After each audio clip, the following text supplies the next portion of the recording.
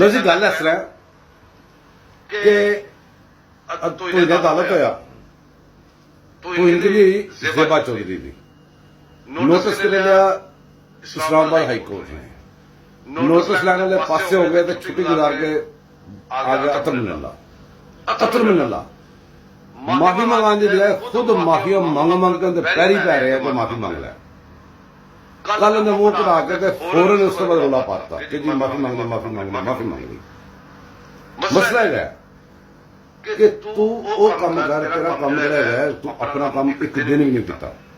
तेरा काम है कानून की तशरीह आइन की तशरीह उन आइन के दस कितने लिखा है कि अपनी मर्जी ना जो मर्जी पे जतीर बन जाओ जो मर्जी